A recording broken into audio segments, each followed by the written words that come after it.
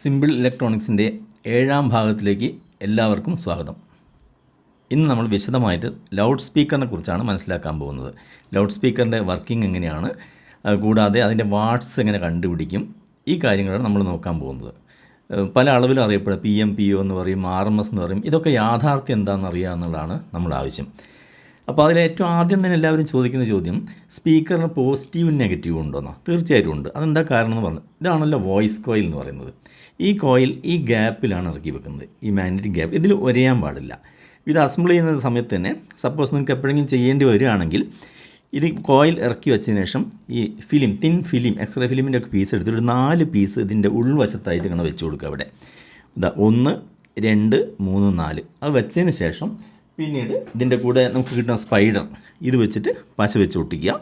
പിന്നെ ഈ കമ്പി നേരിട്ട് കൊടുക്കാൻ പാടില്ല. ഇവിടുന്ന് ഇങ്ങോട്ട് കുറച്ച് കട്ടി കൂടിയ ഫ്ലെക്സിബിൾ, അതിനായിട്ട് സ്പെഷ്യൽ കേബിൾ വരുന്നുണ്ട്, വയർ.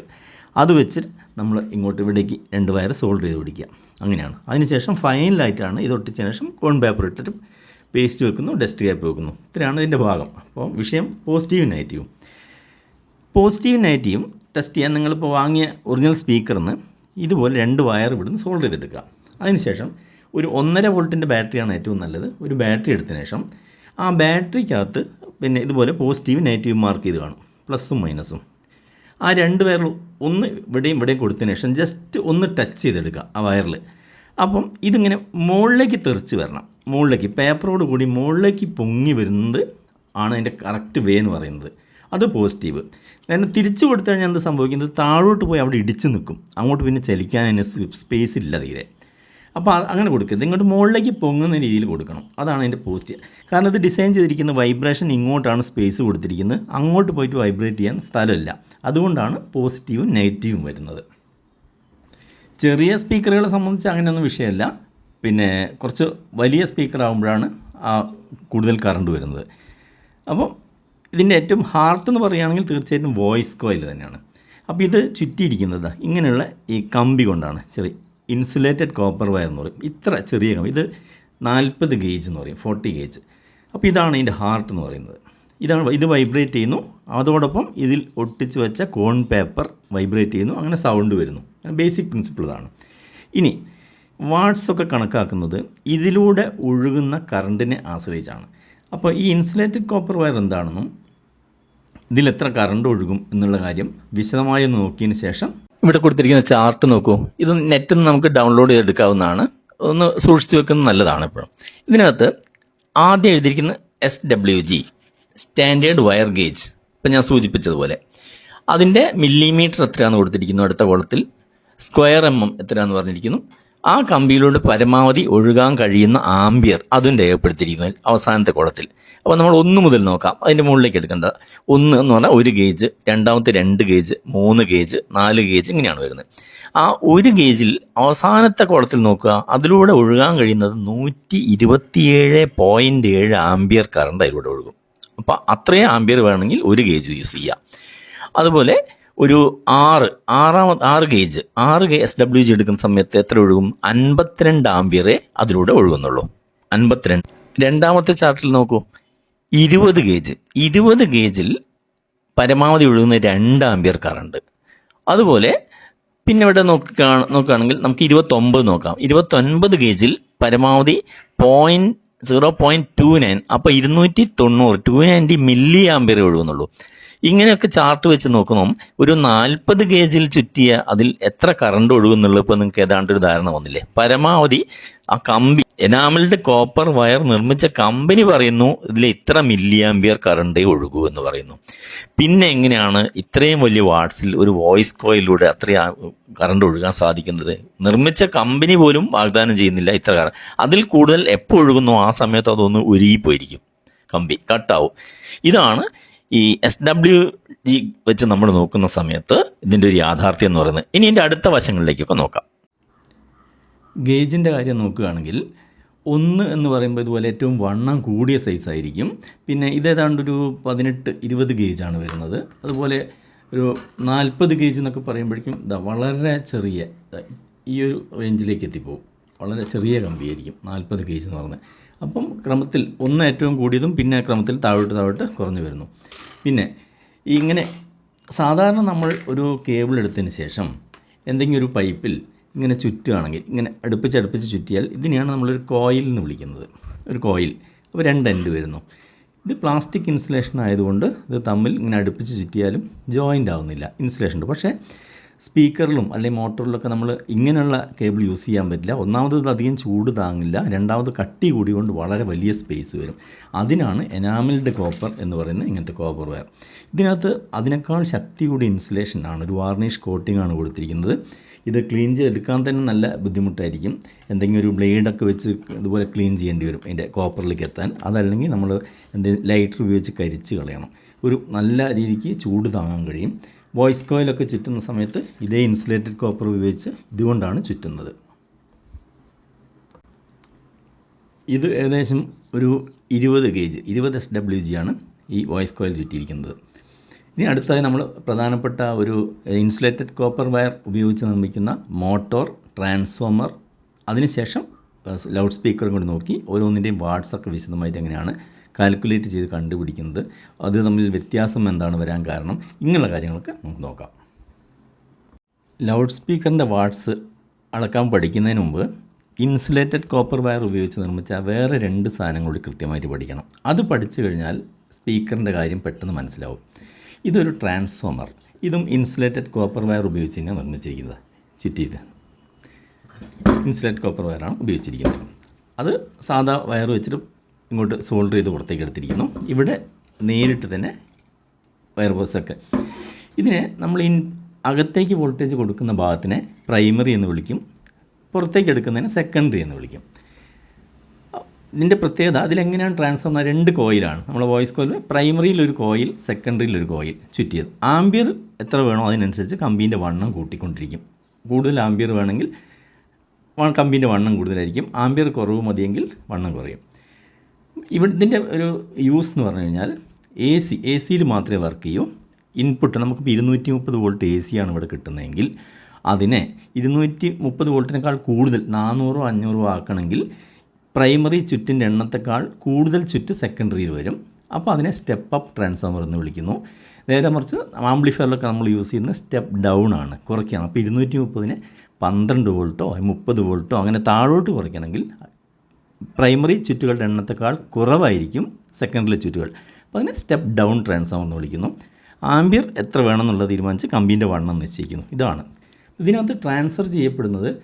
പ്രൈമറിയിൽ AC വർക്ക് ചെയ്യുമ്പോൾ ഇവിടെ മാഗ്നറ്റിക് ഫ്ലക്സ് ഉണ്ടാകുന്നു, മാഗ്നറ്റായി മാറുന്നു. ഇതൊരു പച്ചിരുമ്പാണല്ലോ, കോർ എന്ന് പറയും.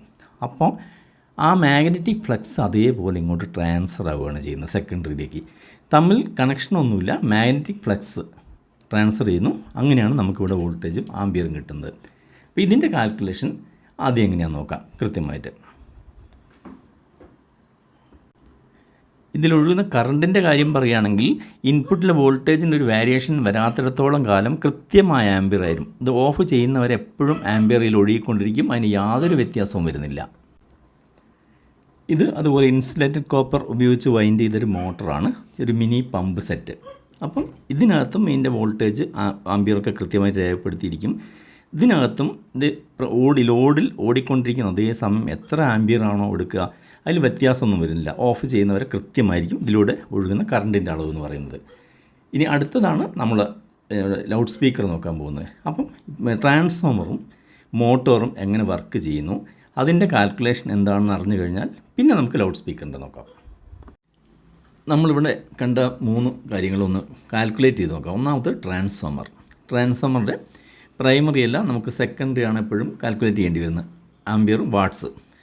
അപ്പോൾ ഇത് 12 വോൾട്ടിൻ്റെ ട്രാൻസ്ഫോമറാണ്, 2 ആംബിയറാണ്. നമ്മൾ കമ്പി തിരഞ്ഞെടുത്തപ്പോൾ അത് കൃത്യമായിട്ട് അറിയാം. അതുകൊണ്ട് വളരെ ഈസിയാണ്. വാട്ട്സ് സമം V × I, voltage into current. 12 volt into 2 ampere സമം 24 വാട്ട്സ് ആണ്. അപ്പം ഇതിന് ഒന്നത്. 2 ഇതിൻ്റെ ഫ്ലോ എന്ന് പറഞ്ഞാൽ കണ്ടിന്യൂസ് ഫ്ലോ ആണ്. നമ്മൾ ഓഫ് ചെയ്യുന്നവരെ തുടർച്ചയായിട്ട് ഒഴുകിക്കൊണ്ടിരിക്കും. അതുകൊണ്ട് തന്നെ പ്രത്യേകിച്ച് കംപ്ലൈൻ്റ് ഒന്നും വരുന്നില്ല.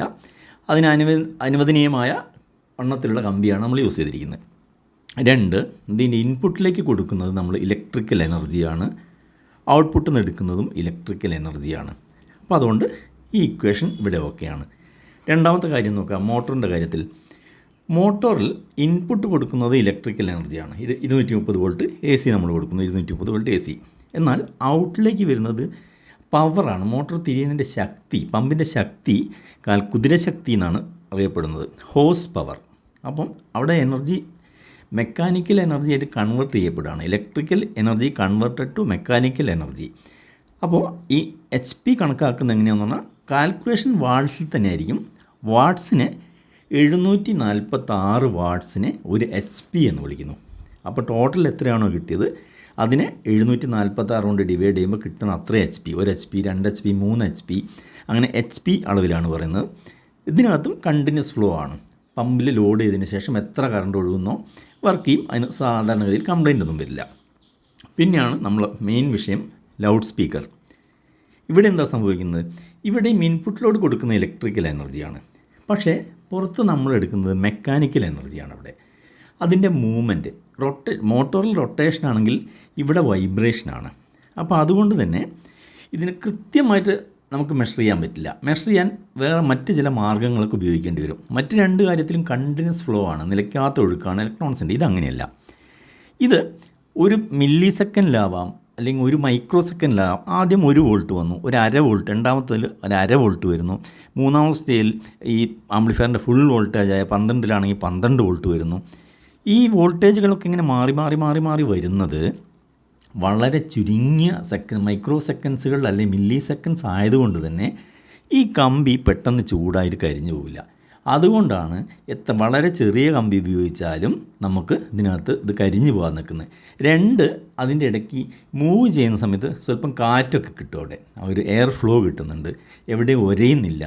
മാഗ്നറ്റിക് ഫീൽഡാണ്, തമ്മിൽ ടച്ച് ചെയ്ത് ഘർഷണം ഇല്ലാത്തതുകൊണ്ട് അങ്ങനെ ചൂടാവുന്നില്ല, ചെറിയ വൈബ്രേഷൻ കിട്ടുന്നു, മെക്കാനിക്കൽ എനർജിയായി കൺവേർട്ട് ചെയ്തും പോകുന്നു. ഇതുകൊണ്ടാണ് മറ്റുള്ള കാൽക്കുലേഷൻ ഇവിടെ വരാത്തത്. അതുകൊണ്ട് ഈ ഒരു സംഭവം നമുക്ക് എങ്ങനെ ഈസി ആയിട്ട് കാൽക്കുലേറ്റ് ചെയ്ത് കണ്ടുപിടിക്കാം എന്നുള്ള 2-3 ഐഡിയാസും കൂടിയാണ് ഇനി പറഞ്ഞിരുന്നത്. വാട്ട്സ് കാൽക്കുലേറ്റ് ചെയ്യാൻ പറ്റുന്ന ചില മാർഗ്ഗങ്ങൾ, അതിലേക്ക് കിടക്കാം. നിങ്ങളുടെ കയ്യിലിരിക്കുന്ന ആംപ്ലിഫയറിൽ ഇതുപോലൊരു നോബ് ഉണ്ടാവും, വോളിയം കൺട്രോൾ എന്നുള്ള നോബ്. ഇത് ആംപ്ലിഫയർ ബോർഡല്ല, ടോൺ കൺട്രോൾ ബോർഡാണ്. നിങ്ങൾക്ക് ഈ നോബിൻ്റെ പൊസിഷൻ മനസ്സിലാക്കാൻ വേണ്ടി കാണിക്കുന്നുള്ളൂ. ഇതിങ്ങനെ ഇടത്തെ അറ്റത്തേക്ക് വെച്ച് കഴിഞ്ഞാൽ 0 എന്ന് കണക്കാക്കാം. പിന്നെ ആവശ്യത്തിന് ഇങ്ങനെ കറക്കി കറക്കി കറക്കി നമ്മൾ വലതേ വശത്തേക്ക് ഈ ലൈൻ കാണാം, മുട്ടിക്കഴിഞ്ഞാലാണ് അതിൻ്റെ ഫുൾ വോളിയം എന്ന് പറയുന്നത്. പിന്നെ ഇങ്ങോട്ട് തിരിയില്ല, അവിടെ മുട്ടിക്കഴിഞ്ഞു, വീണ്ടും ഇടത്തോട്ട് തിരിയാം. അപ്പോൾ ആദ്യം തന്നെ നിങ്ങളുടെ കയ്യിലുള്ള ആംപ്ലിഫയർ എത്ര വാട്ട്സാണ് നോക്കുക. അതൊരു സാമാന്യം അല്ല കൃത്യം അറിയാവുന്നൊരു ആംപ്ലിഫയർ ആയിരിക്കണം. അത്ര കൃത്യം അല്ലെങ്കിലും ഒരു 100 വാട്ടിൻ്റെ ആണോ 40 വാട്ടിൻ്റെ ആണോ ഒരു ഉദ്ദേശം നിങ്ങൾക്ക് ഉണ്ടാവുമല്ലോ. അപ്പം എത്രയാണെങ്കിലും അപ്പോൾ അതിൻ്റെ ഒരു സ്കെയിൽ 40 ആണെങ്കിൽ ഇങ്ങനെ ഇങ്ങനെ 40 ഡിവിഷനായിട്ട് ലൈൻസ് ഇട്ടൊരു പേപ്പർ ഒട്ടിക്കുന്നു. അതുപോലെ 100 ആണെങ്കിൽ 100 ഡിവിഷനായിട്ടൊരു പേപ്പർ ഒട്ടിക്കുന്നു. അപ്പോൾ നോബ് ഇതിൻ്റെ 0 പൊസിഷൻ ഇവിടെ വെക്കുന്നു, ഇതിനെ ഫുൾ വോളിയം എന്ന് പറഞ്ഞാൽ ഇവിടെയാണ് വരുന്നത്. ഇതിന് ഏറ്റവും 0-ൽ വെച്ചതിന് ശേഷം നിങ്ങളിപ്പോൾ പരീക്ഷിക്കാൻ പോകുന്ന സ്പീക്കർ കണക്ഷൻ കൊടുക്കുന്നു. കണക്ഷൻ കൊടുത്തതിന് ശേഷം എന്തെങ്കിലും ഒരു സോങ് പ്ലേ ചെയ്യിക്കുക. പ്ലേ ചെയ്തതിന് ശേഷം ആദ്യം ഒരു പൊസിഷൻ 1-ലിടുക, ഒരു 1 വാട്ട് ഫീഡ് ചെയ്യുന്ന രീതിയിൽ മെല്ലെ തിരിച്ചു വെക്കുക. സ്പീക്കറിലേക്ക് നോക്കിയാൽ മതി. അതിൻ്റെ പേപ്പറിൽ ശ്രദ്ധിച്ചുകൊണ്ടിരുന്നാൽ അതിൻ്റെ മൂവ്മെൻറ്റ് നമുക്ക് നല്ല ക്ലിയറായിട്ട് പാട്ട് കേൾക്കുന്ന അവസ്ഥയാണെങ്കിൽ കുറച്ചുകൂടെ കൂട്ടി കൊടുക്കാം. 2ാമത്തെ സ്റ്റേജിലെത്താം, അങ്ങനെ 3ാമത്തെ സ്റ്റേജിലെത്താം. ഇങ്ങനെ ഓരോ സ്റ്റേജും വന്ന് ഒരു പ്രത്യേക പൊസിഷൻ എത്തും. ഇപ്രകാരം നിങ്ങൾ നോബ് തിരിച്ച് എവിടെ 1, 2, 3 ഇങ്ങനെ എത്ര വാട്ടിലാണോ 40 40 അവിടെ ആ സമയത്താണോ ഒരു മലയാളത്തിൽ പതർച്ച എന്നൊക്കെ പറയില്ലേ, ആ സ്പീക്കറിന് താങ്ങാൻ പറ്റാത്തൊരു സ്റ്റേജ് വരുന്നത് ആ തൊട്ടടുത്തുള്ളതായിരിക്കും നിങ്ങൾ കണക്റ്റ് ചെയ്ത സ്പീക്കറിൻ്റെ വാട്ട് എന്ന് പറയുന്നത്. ഇത് പ്രകാരം നിങ്ങൾക്ക് ചെയ്യാൻ സാധിക്കും. അതാണ് അതിൻ്റെ ഒരു പീക്ക് പോയിൻ്റ് എന്ന് പറയുന്നത്. എല്ലാ സ്പീക്കറും ചെറിയ ചെറിയ സ്പീക്കർ നിങ്ങൾ കൊടുത്ത് ടെസ്റ്റ് ചെയ്താൽ അറിയാം. മറിച്ച് വളരെ നല്ല ക്വാളിറ്റി കൂടിയ സ്പീക്കറാണെങ്കിൽ ഈ അറ്റത്തെത്തിയാലും ഒരു കുഴപ്പമില്ലാതെ നന്നായിട്ട് വർക്ക് ചെയ്തുകൊണ്ടിരിക്കും. അത് വളരെ അതിൻ്റെ മൂവ്മെൻറ്റ് കണ്ടാൽ തന്നെ നമുക്ക് പരിചയം കൊണ്ട് മനസ്സിലാവും. അങ്ങനെ കണ്ടുപിടിക്കാൻ ഒരു മാർഗ്ഗമുണ്ട്. അതൊരു വശം. ഇനി ഇതല്ലെങ്കിൽ നിങ്ങൾക്ക് 50 ഹെർട്സ് ഓഡിയോ എന്ന് പറഞ്ഞിട്ട് വെറുതെ ഓഡിയോ ഡൗൺലോഡ് ചെയ്യാൻ കിട്ടും നെറ്റിൽ നിന്ന്. ആ ഓഡിയോ ഡൗൺലോഡ് ചെയ്യുക, എന്നിട്ട് അതിനെ പ്ലേ ചെയ്യിക്കുക. അത് ഇൻസ്ട്രുമെൻസും വേറെ ഒന്നും ഉണ്ടാവില്ല, ഓൺലി 50 ഹെർട്സിൻ്റെ ഒരു വൈബ്രേഷൻ്റെ ഒരു മൂളൽ മാത്രമേ ഉണ്ടാവൂ. അതിനെ നിങ്ങൾ ഈ സ്പീക്കറിലേക്ക്, ഏത് സ്പീക്കറിലാണോ അതിലേക്ക് പ്ലേ ചെയ്യിക്കുക. പ്ലേ ചെയ്യുന്ന ഇതിൻ്റെ ഒരു വയർ ഡിസ്കണക്ട് ചെയ്തിട്ട് അവിടെ നിങ്ങൾ അമ്മീറ്റർ ഘടിപ്പിക്കുക, മീൻസ് ആംബിയർ അളക്കാൻ. അപ്പോൾ ഇതിലൂടെ എത്ര ആംബിയർ ഒഴുകുന്നുണ്ട് എന്നുള്ളത് നിങ്ങൾക്കൊരു ധാരണ കിട്ടും.